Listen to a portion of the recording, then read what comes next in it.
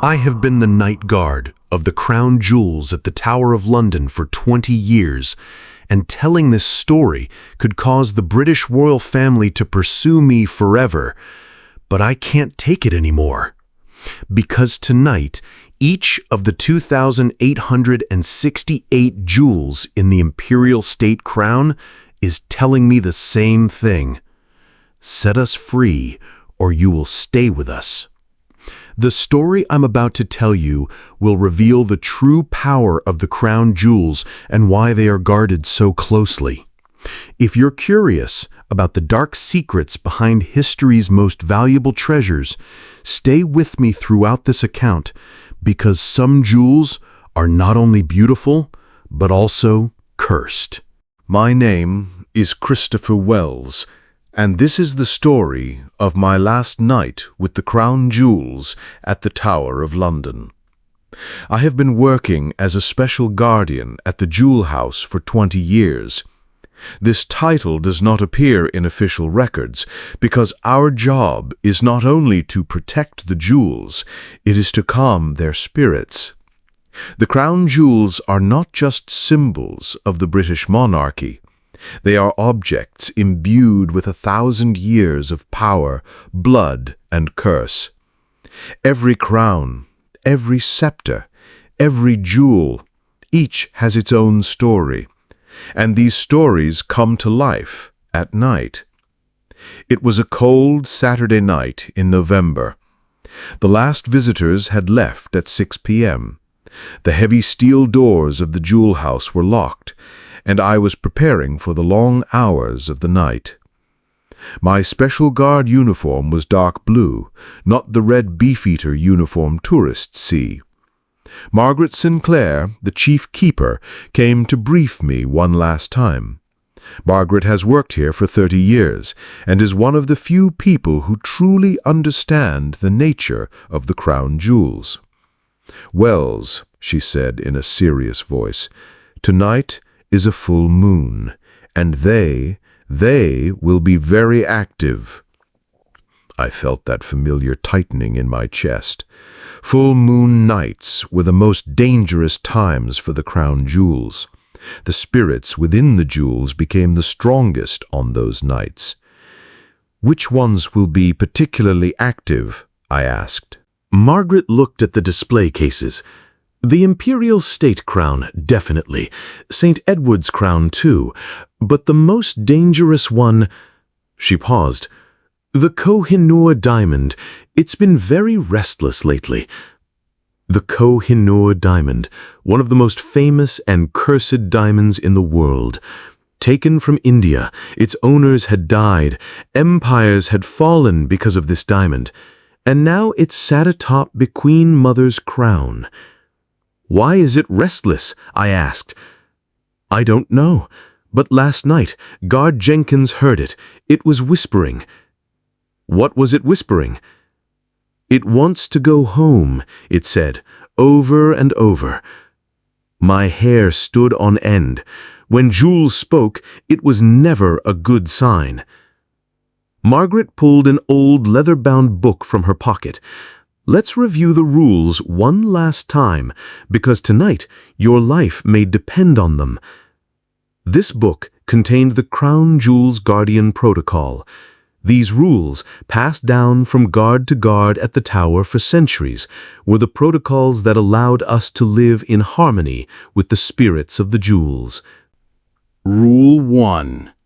If the Imperial State Crown glows, emits light on its own, immediately close your eyes and say in Latin, "Requiem aeternam dona est Domine." This will calm the spirits of the 2,868 jewels inside the crown. Rule 2. If you hear a sound coming from the Kohinoor Diamond, never bring your ear close to it. This diamond repeats the last words of its owners, and if you listen, you may share their fate. Rule 3. If the display cases freeze at midnight, draw a circle of salt around them. This prevents the jewels from entering the physical world. Rule 4. If St. Edward's crown moves, spins on its own inside the display case, say, "God save the King" to it. This signifies that you respectfully acknowledge the royal spirits within the crown. If the sceptres vibrate, do not touch them. These are symbols of power and can be very dangerous in the wrong hands.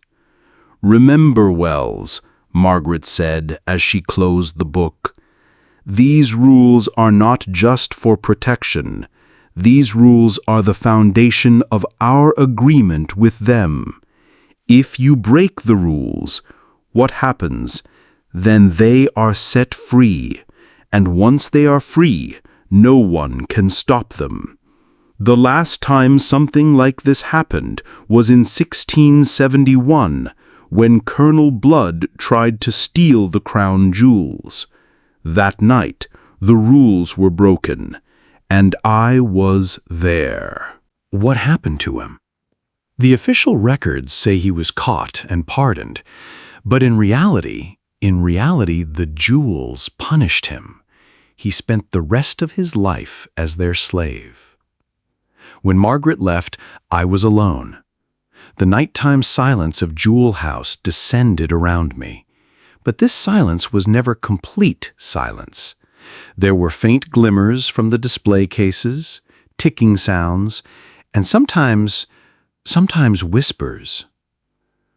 I began my first patrol at 9 p.m.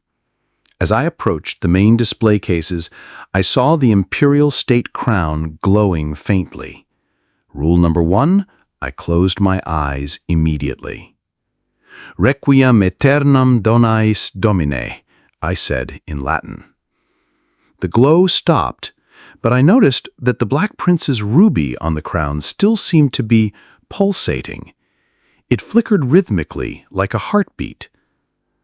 When I looked at the Kohinoor Diamond, I saw small figures inside it. This diamond, which had come from India, carried the spirits of its former owners, and tonight they were very active. A slight vibration began in the display case of St. Edward's crown. The fourth rule, I had to say, "God save the King." "God save the King," I said respectfully. The vibration stopped, but the red light of the rubies on the crown grew even more intense. At 10:30 p.m., I began to hear sounds for the first time. Soft whispers coming from Kohinoor. घर जाना है. Home. I want to go home. He was speaking in Hindi. The second rule, I shouldn't have listened, but I was curious. Was this diamond really longing for home? "Christopher." I heard another voice.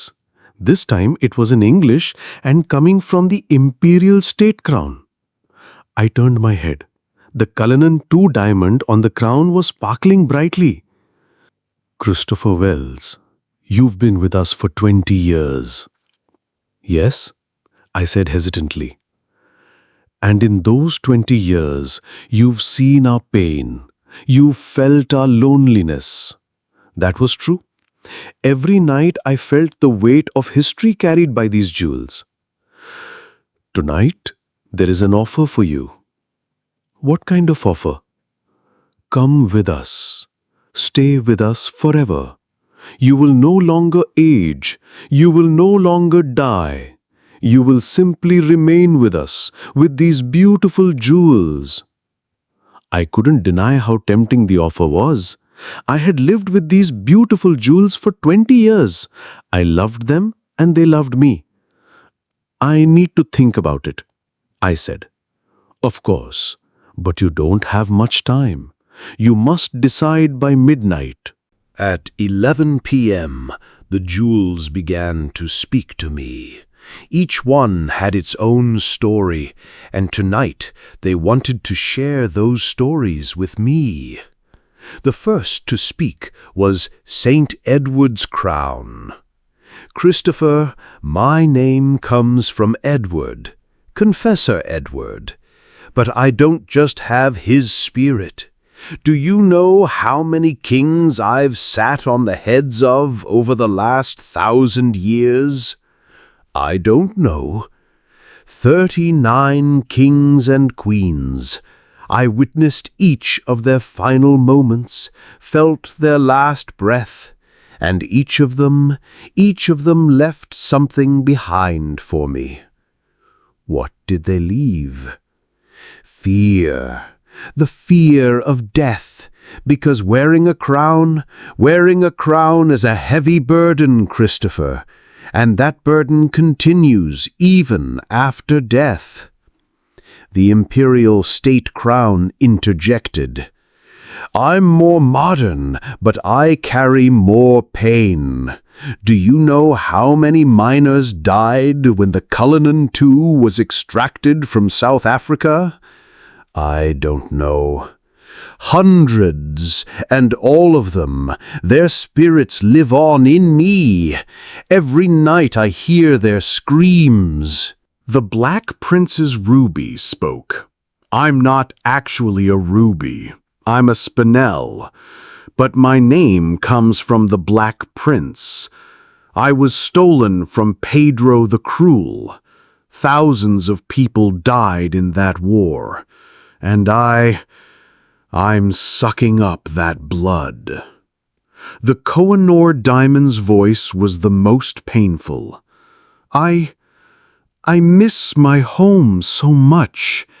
My India, my temples. They took me from there by force.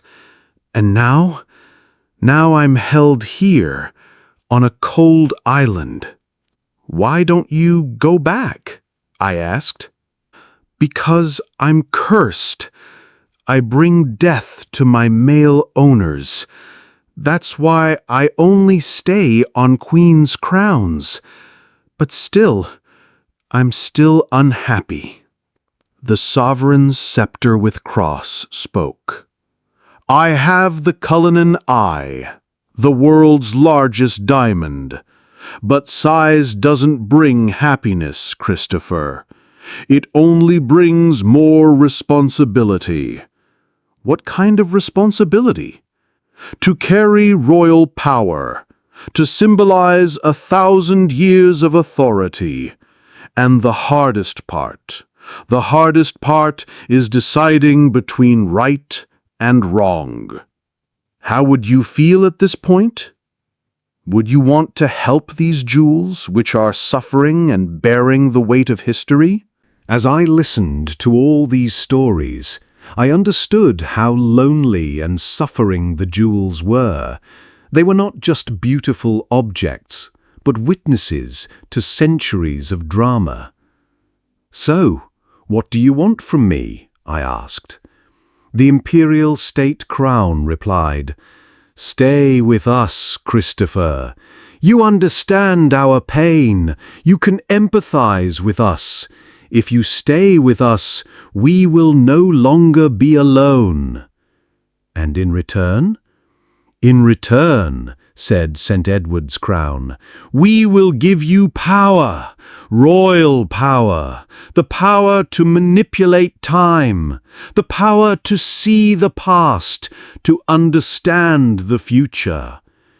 "But what is the price?" "You will no longer be human," said the Kohinoor. "You will become like us, a jewel spirit. You will remain here forever." "What about my family?" "You will forget them," said the Black Prince's ruby, "because you will become our family." These words frightened me. Could I give up my family? At 11:45 p.m., the jewels became even more active. The display cases began to shake, the lights began to flicker, and most terrifying of all, the frosting began. Deep rule number 3. I had to draw a circle with salt. I took some salt out of my pocket and began drawing circles around each display case. But as soon as I drew the lines with salt, the jewels became even more enraged. "Christopher," shouted the Imperial State Crown, "why are you blocking us?" "Rules," I said. "I have to follow the rules." "The rules are separating you from us," said St. Edward's Crown. "But we love you. You're our friend." "And friends don't abandon each other," said Kohinoor. These words affected me. I had been friends with them for 20 years. Every night I protected them, talked to them, listened to their troubles. But I had completed the salt circles. The freezing had stopped, but the jewels were still glowing.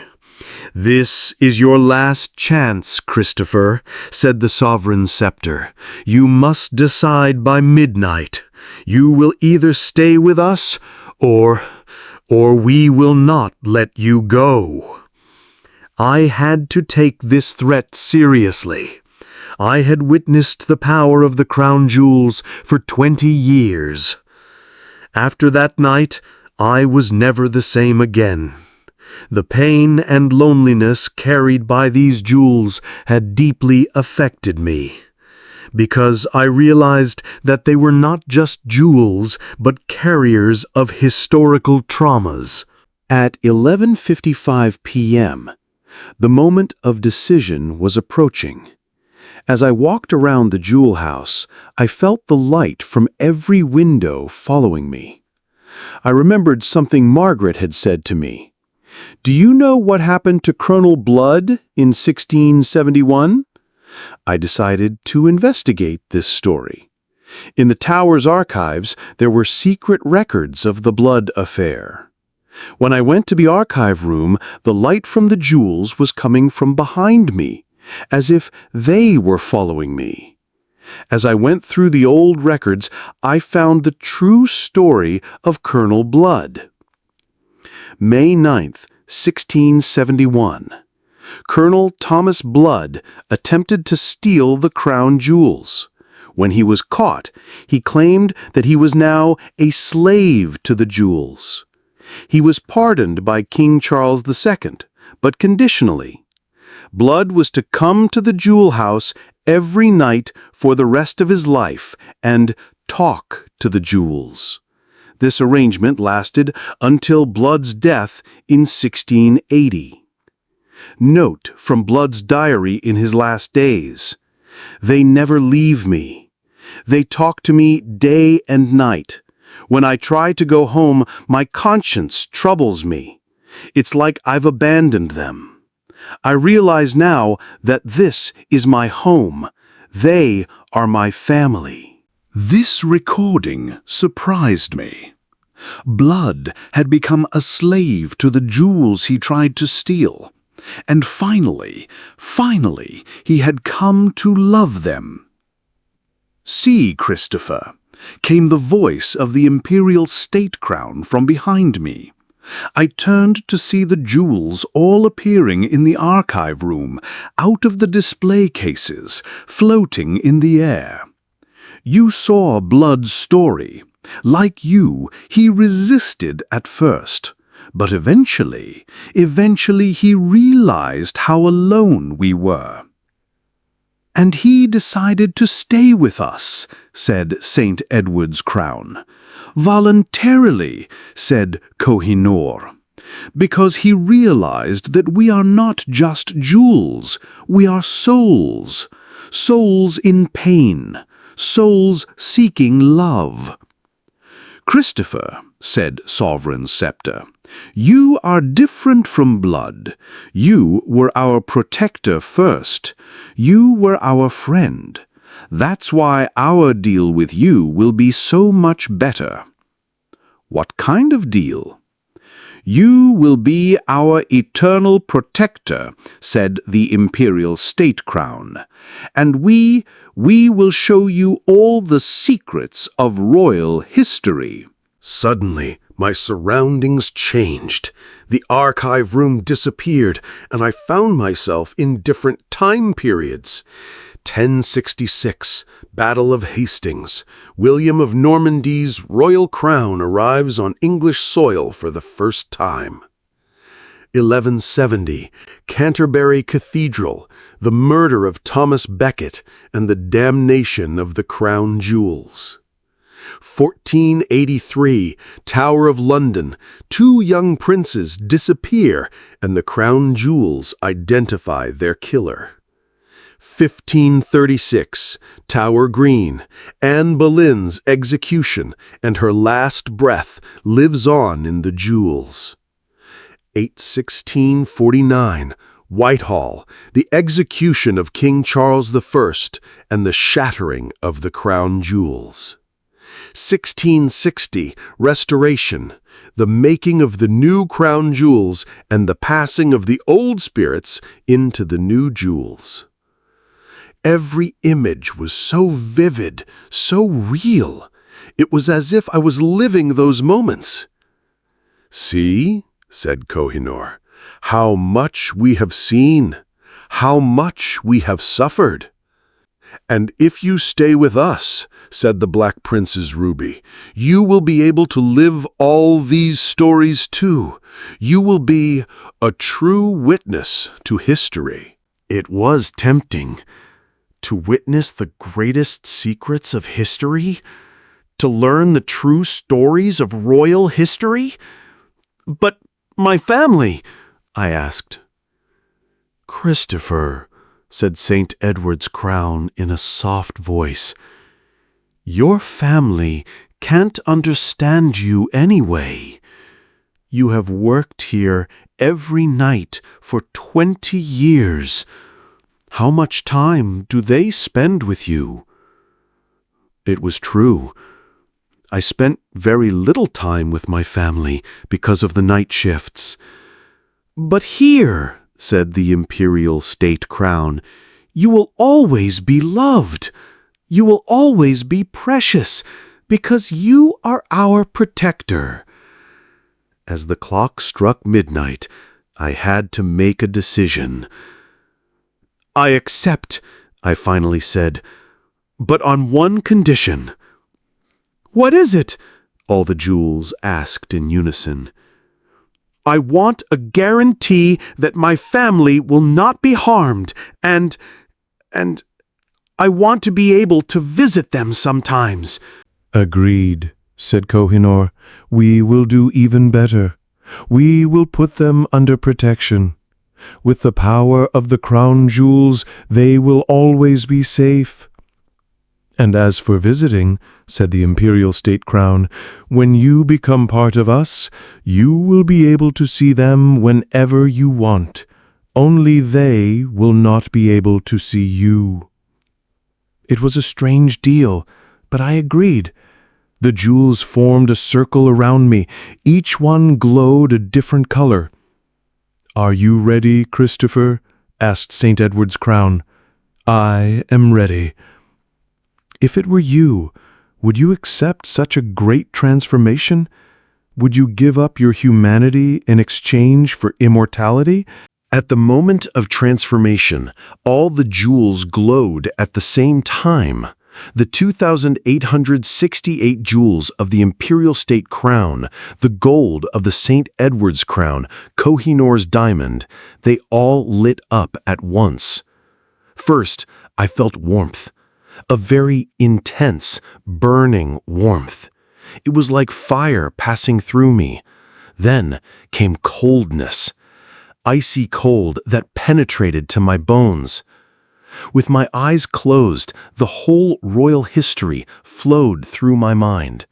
Every king, every queen, every coronation, every death. It all flooded my brain.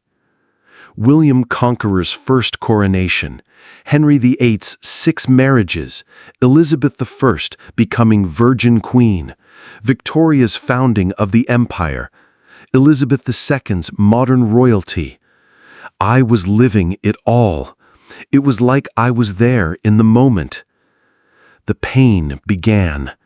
It was as if every cell was crystallizing. I could feel my DNA changing, my body turning into a jewel. "Hang on, Christopher," came the voice of the Imperial State Crown. "This is the hardest part." The pain was so intense that I wanted to scream, but I couldn't make a sound. It was as if my throat had crystallized too. Then suddenly, everything stopped. When I opened my eyes, the world looked completely different. Everything was brighter, more vibrant, more crystalline. When I looked at my hands, I saw that they were glowing. Ruby and diamond particles were mixed into my skin. Sapphire light was coming out of my eyes. "How do you feel?" Kohinoor asked. I checked myself. Physically, I was still human, but I was also a jewel. When I put my hand on the wall, I saw that I could walk through it.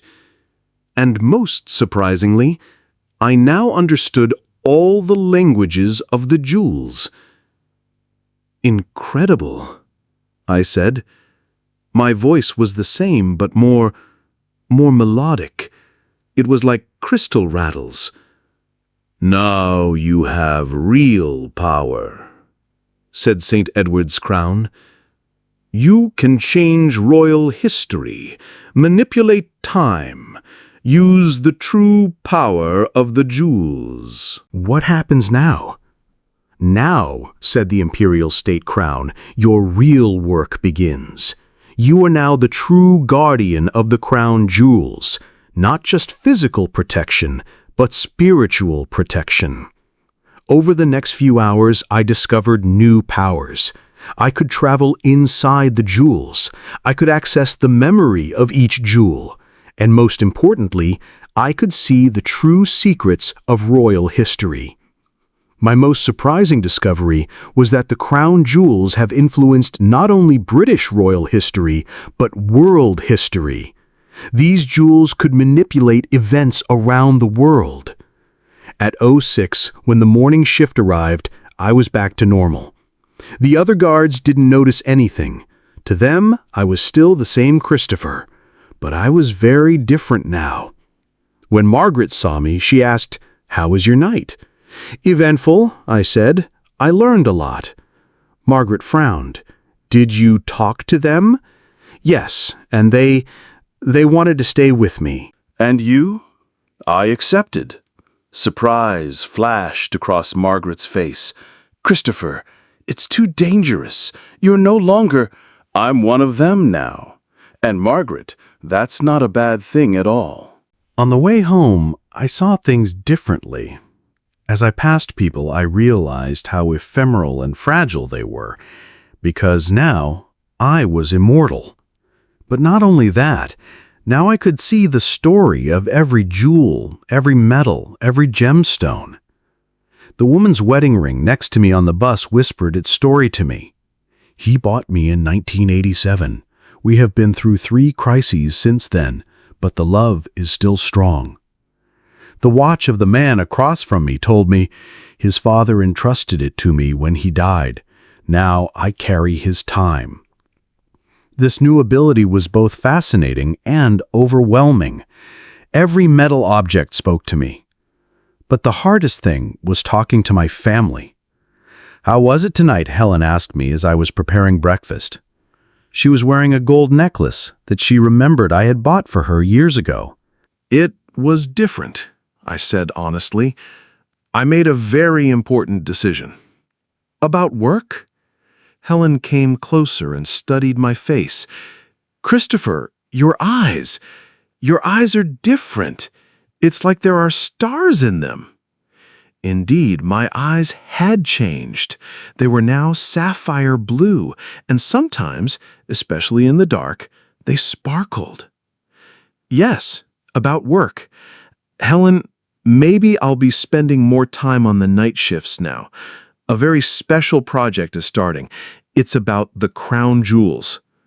Helen smiled, but looked worried. "Okay, darling, protecting the crown jewels is an important job, but you look different, more brighter." "Thank you," I said, and hugged her. As we hugged, the metallic objects on Helen's body spoke to me. Her watch. She loves him, but she is afraid. Button. She feels the change. The zipper. I sense danger. These words comforted me, but also saddened me. The jewels were right. My family would be protected, but I didn't want to worry them. My children took the change differently. "Dad, why are your eyes shining?" my 12-year-old son Daniel asked. "It's because I've been working hard," I said with a smile. "Cool," Daniel said. "You look like a superhero." My 8-year-old daughter Emily was more attentive. "Dad, you have a new smell. It's the smell of rocks." The children could sense the changes better. Emily was right. My body now smelled of crystals and gems. I tried to sleep that day, but the sounds of the jewels echoed in my head. They were now in constant communication with me. "Christopher," came the voice of the Imperial State Crown, "how do you feel?" "Strange," I said.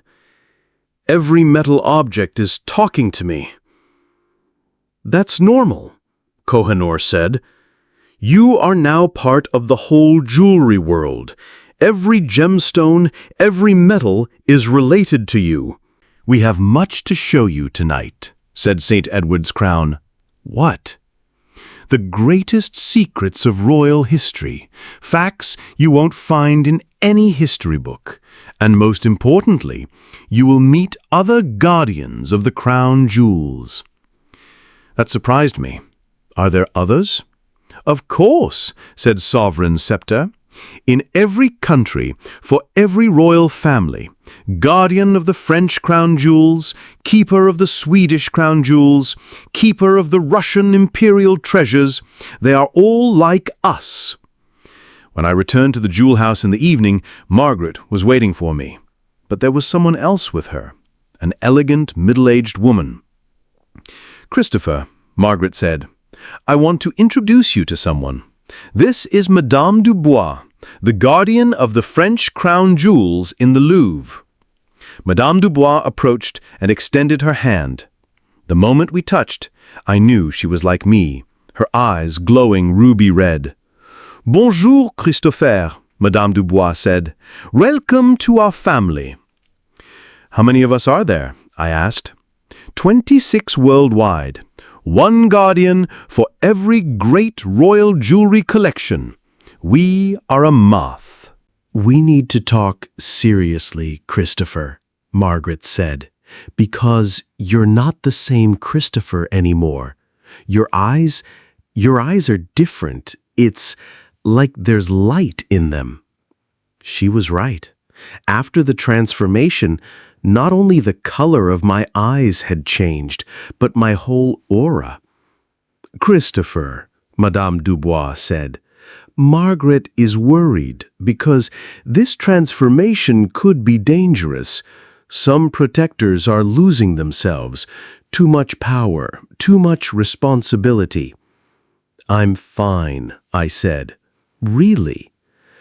"I hope you made the right decision," Margaret said, nodding. That night, the jewels showed me their true power. I learned that the crown jewels were not just symbolic, they had real power. The Imperial State Crown showed me the day Elizabeth II became royal. I saw that the moment she put the crown on her head, she felt the true weight of the empire, the energy of all the Commonwealth countries. That night, said the Imperial State Crown, Elizabeth wept because she realized that she was no longer just Elizabeth, she was the empire. St. Edward's Crown showed me how every coronation transfers power. When the king or queen put on the crown, it was not just a symbolic gesture, it was a real transfer of power. At every coronation, said St. Edward's crown, I give them 1,000 years of royal knowledge. Suddenly they are living the experience of all the previous kings. The Kohinoor Diamond showed the most amazing secret. This diamond was not just beautiful, it was a gateway between dimensions. Because it came from India, it carried the mystical energies of the East to the West. I am not just a diamond, said Kohinoor. I am the bridge of two worlds. I combine the spiritual power of the East with the royal authority of the West. Black Prince's ruby added, and I am a fighting force. In every royal battle, I give them courage, but I also carry the pain of war. And you, Christopher, said Sovereign Sceptre, now have access to all these powers, but you must be careful. Power can be addictive. How do I use these powers?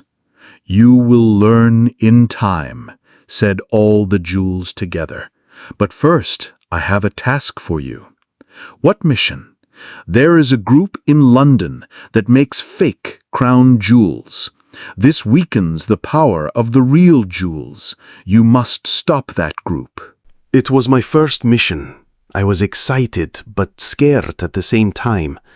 Would you keep this secret? Could you carry such a big responsibility without sharing it with anyone? Because that night I realized that this was only the beginning. Madame Dubois accompanied me.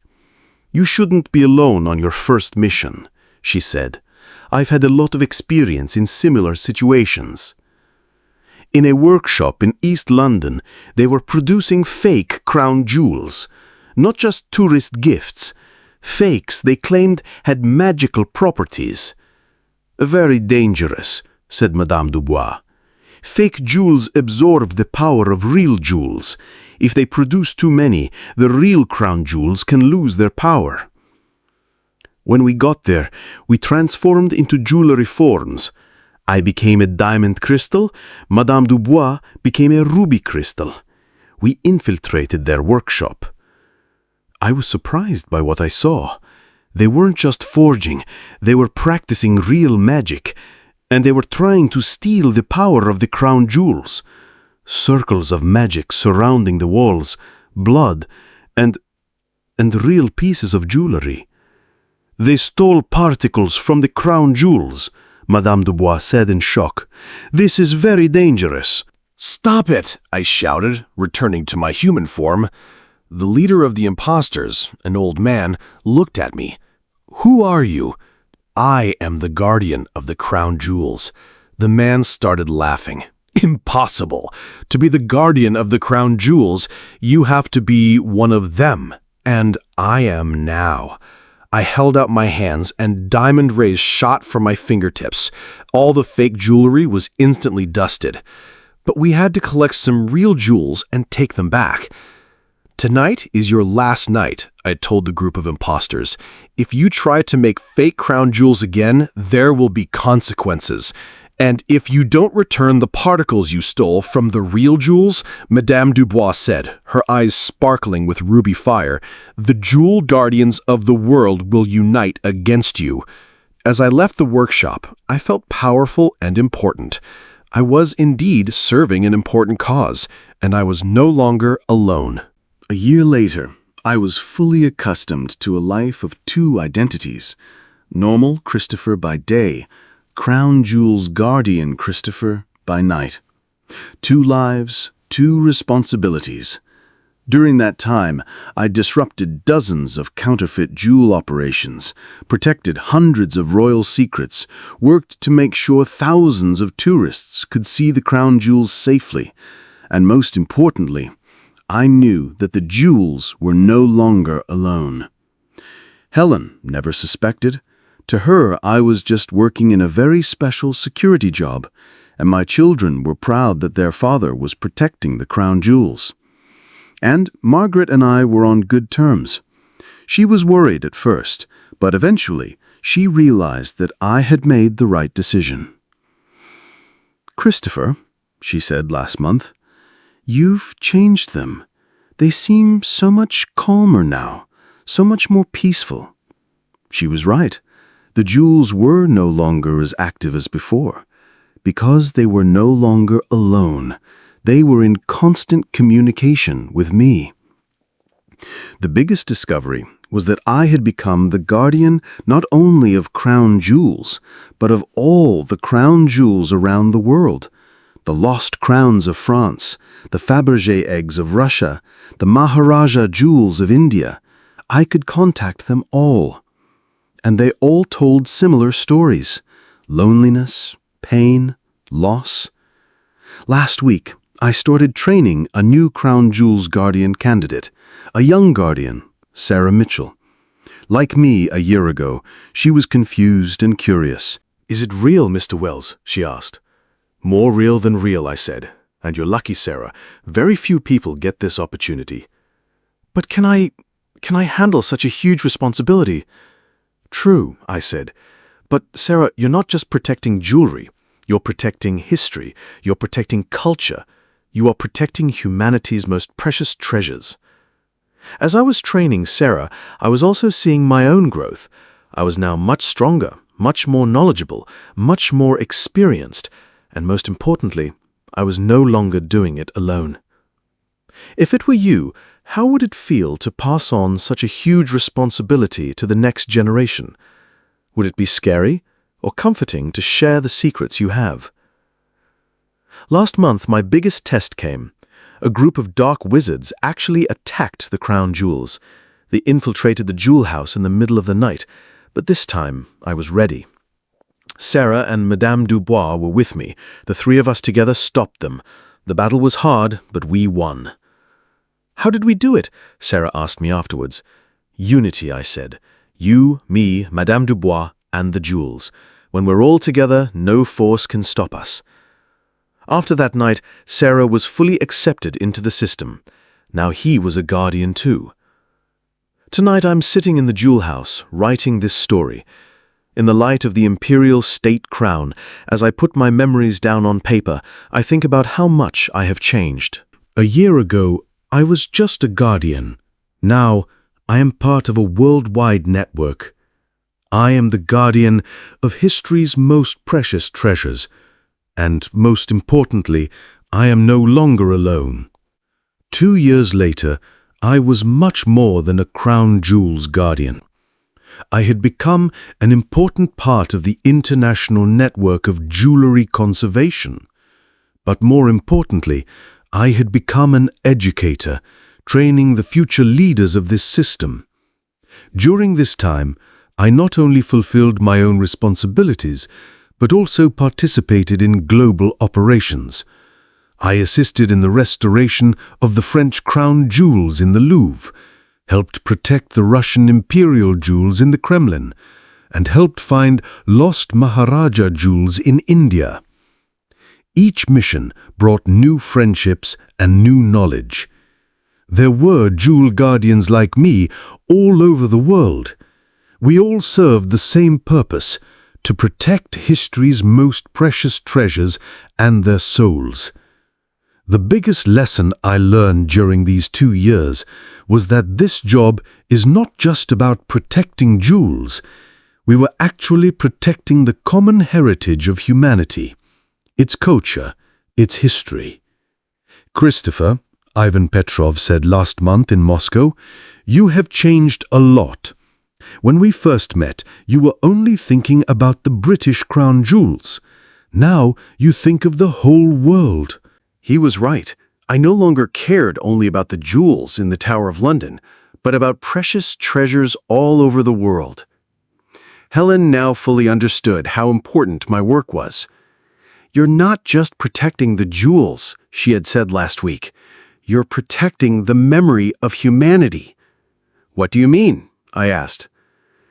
"These jewels are witnesses to thousands of years of history. If they are lost or damaged, that history is lost. By preserving them, you are ensuring that future generations learn about their past." I was struck by this perspective. Helen was right. I wasn't just protecting gems. I was protecting the memory of humanity. My children were now 15 and 11 years old. Daniel had started high school and was excelling in history. Thanks to Papa, I know a lot about royal history, he told his teachers. Emily was becoming interested in art and jewelry design. When I grow up, I want to protect jewelry like my father, she said. This made me happy and worried at the same time. This job was too dangerous. Sarah Mitchell was now a full guardian. After 2 years of training, she had proven herself. She had even started training her own student, David Chen, a young guardian. Mr. Wells, Sarah said the other night, now I realize how beautiful this system is. Knowledge and experience are passed down from generation to generation. Nothing is lost. And no guardian is ever alone, I added. Retired, and Sarah was promoted to replace her. Now I can retire with peace of mind, Margaret said on her last day. The crown jewels are in good hands. During those 2 years, our biggest operation was to bring down the global network of dark wizards. They were launching coordinated attacks around the world, and we needed unity. In what we called Operation Crown Shield, guardians from 26 countries came together. We met in London and worked out our strategy. It's not just our jewels, Ahmed Al-Mansour had said. They are targeting the entire world culture. Then we have to put everything on the line to stop them, I said. The operation lasted 3 days.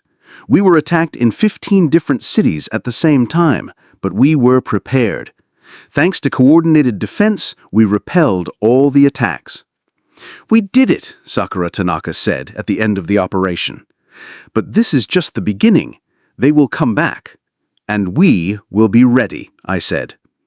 After this operation, we realized we needed to strengthen the global guardian system. More training, better coordination, stronger defense. Now, every guardian has at least 2 students with him. The system is growing, getting stronger. Deepen. My relationship with jewelry continues to deepen. They were no longer just my friends. They were my real family. I knew each of their characters perfectly. I knew each of their needs. Imperial Crown was much calmer and wiser now. Christopher, she said the other night, you have really changed us. We no longer suffer. We are loyal, just serving. And that makes us happy. I too have changed because of you. I have become much stronger, much wiser. Kohinoor Diamond had also completely given up the desire to return home. I understand now, he said. This is my home. With you, with my family. I miss India, but I am happy here. St. Edward's Crown was very excited about passing on the royal traditions to the next generation. You understand our stories, Christopher, and you pass them on to Sarah, who will pass them on to David, so our stories will never be lost. Tonight, we are at the beginning of a new adventure. An urgent call from the Vatican.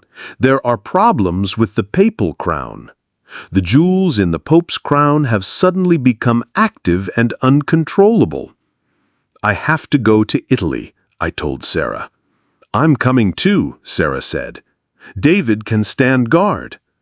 And me too, Madame Dubois said on the phone. Vatican problems concern us all. We're flying to Rome tomorrow. Together, the 3 guardians will try to solve the problem of the papal crown. As I write this story, I think about how lucky I am. I'm not just the custodian of the crown jewels. I'm the custodian of the world's heritage. And I don't do it alone. I have a family around the world. Thank you for listening to this story. Tell me in the comments, if you were Christopher, would you agree to this transformation? If you have visited the Tower of London and Crown Jewels, did you feel a special energy there? Do you think historical jewels really have souls? And if you have paranormal experiences with historical jewels, don't forget to share them. Don't forget to subscribe for more true horror stories, because the secrets of the world's most precious treasures are still waiting to be told. The light of the jewels surrounds me, and I prepare for tomorrow's mission, because our work is never done. Every day brings new threats, new adventures, new responsibilities, and I'm ready for them. Because I'm not just Christopher Wells anymore. I'm the Crown Jewel's guardian, and this is the greatest honor of my life.